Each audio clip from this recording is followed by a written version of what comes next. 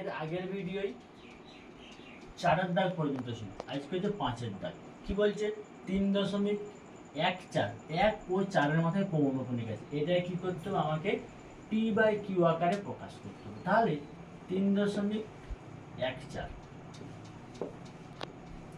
এই যে সংখ্যাটা রয়েছে, মাথায় দুটো পৌনঃপুনিক রয়েছে, তাহলে পৌনঃপুনিক হলে আমাদেরকে কি করতে হবে? ওপরে যে সংখ্যাটা আছে লিখবো, নামে কি করব? যটার মাথায় পৌনঃপুনিক আছে তটা 9 লিখব। এবার এখানে কি হয়েছে? 3-এর মাথায় পৌনঃপুনিক নাই, তাহলে এখান থেকে কি করব? 3 বাদ দিয়ে দেবো। তাহলে 314 থেকে 3 বাদ দিলাম, তাহলে কত হলো? 311। নাম হচ্ছে 99। তাহলে এবার এটা কি করব? এভাবে রেখে দিলেও হবে, কারণ কি p/q আকারে প্রকাশ করতে বলেছে। তাহলে এখানে আমার p কত হচ্ছে? p হলো 311, q হলো 99। তাহলে এটা হয়ে গেল অ্যানসার। 6 ধাপ 3 তার পাওয়ার 3 ও 3 টু দি পাওয়ার 3 ইনটু 3 এর মধ্যে কোনটি বৃহত্তম? তাহলে এখানে কি রয়েছে? 3 3 এটা কি রয়েছে? দেখো এখানে রয়েছে 3-এর উপরে 3, মানে কি 3টা 3-এর গুণফল। তাহলে কত? 3 গুণিত 3 গুণিত 3, তাহলে 3 3 কে নয় 3 লং 27। তাহলে এটা কি রইল? 3 টু দি পাওয়ার 27। আর একই রকম এটাতে কি রয়েছে? 3-এর সঙ্গে 3, আর এই যে 3টা রয়েছে এই 3টা কি আছে? গুণ আকারে আছে। তাহলে এটা কি হবে? 3-এর সঙ্গে 3 গুণ করলো 9। তাহলে এখানে কি হচ্ছে?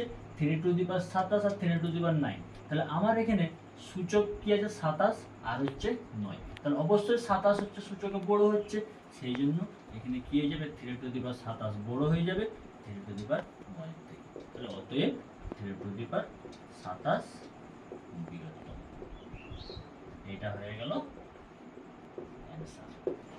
7-এর দাগ x সমান 3t y সমান 2t/3 মাইনাস 1 হয়, তাহলে t এর কোন মানের জন্য x সমান কি হবে? 3y। তাহলে এখানে কন্ডিশন কি দেওয়া আছে?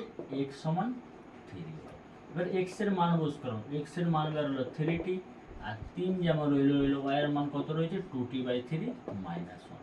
এবারে কি করছি? এখানে 3t যেমন রয়েছে 3 দিয়ে এটা গুণ করছি, তাহলে 3 গুণিত 2t/3, নাম ওই 3-এর সঙ্গে 1 গুণ করলাম 3, তাহলে এই 3 কেটে গেল। তাহলে এখানে কি রয়েছে? 3t সমান 2t মাইনাস 3।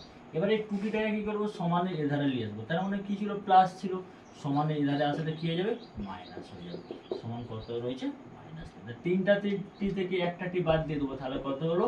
t সমান মাইনাস 3। তাহলে এখানে কি t এর কোন মানের জন্য x সমান 3y হবে? t এর মান মাইনাস 3।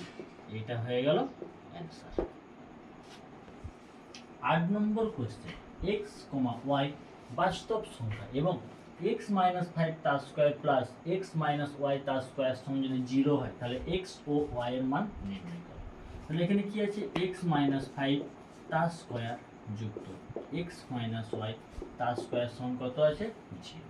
এবার আমরা কি জানি? যদি a square plus b square সমান 0 হয়, তাহলে আমরা এখান থেকে a সমান একবার 0 লিখতে পারি, আর এবার b সমান 0 লিখতে পারি। তাহলে এখান থেকে এটা হয়ে গেল a, এটা হয়ে গেল b। তাহলে x মাইনাস 5 সমান হয়ে গেল 0, আর এটা কি? x মাইনাস y সমান হয়ে গেল 0। তাহলে x সমান কত? মাইনাস 5টা সমান সে ধারে যে প্লাস, বা একই রকম ভাবে x এর জায়গায় মান বস করলাম 5, মাইনাস y সমান 0। তাহলে একই রকম ভাবে মাইনাস y, 5টা কি ছিল? প্লাস, সমানের সে ধারে কি হয়ে গেল? মাইনাস। তাহলে এখান থেকে আমরা y সমান কত লিখবো? 5। তাহলে x ও y এর মান কত হলো? অতএব নির্ণেয় মান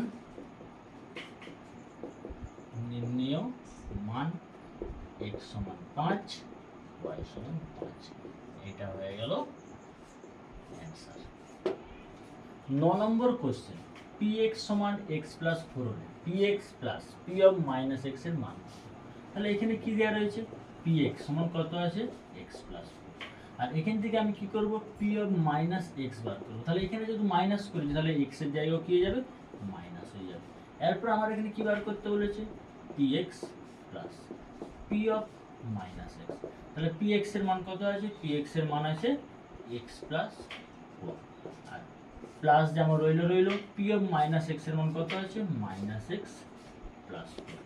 তাহলে একই রকম ভাবে x প্লাস 4 প্লাসে মাইনাসে মাইনাস x, প্লাসে প্লাসে প্লাস 4। তাহলে ax কেটে গেল, তাহলে 4 4 যোগ করে দিলাম, কত বেরালো? 8। তাহলে এখান থেকে px plus p of minus x এর মান কত বেরালো? 8। এটা হয়ে গেল অ্যান্সার। 10 নম্বর কোশ্চেন, f(x) সমান দেওয়া রয়েছে 2x + 3, রৈখিক বহুপদী সংখ্যাগুলোর মান 0 কত? তাহলে এইখানে যে মানটা দেওয়া রয়েছে, কি দেওয়া রয়েছে? f(x) সমান কত রয়েছে? 2x + 3। এখানে আমাকে বার করতে হবে 2x + 3 সমান 0। এখান থেকে x এর মান কত হবে বার করতে হবে। তাহলে একই রকম ভাবে 2x সমান 3টা প্লাস ছিল সমানের সাথে দাঁড়িয়ে মাইনাস। এবারে কি করছি, এক্সটা গুণ x এর সঙ্গে 2 কি আছে গুণ আকারে, তাহলে সমানের সাথে দাঁড়িয়ে গেলে কি হবে গুণটা ভাগ। তাহলে এখান থেকে আমি x সমান কি লিখব -3। তাহলে এখানে কি হচ্ছে, অতএব নির্ণেয় মান -3। এটা হয়ে গেল অ্যান্সার। আজ পর্যন্ত এতদূর, নেক্সট পরের ভিডিও।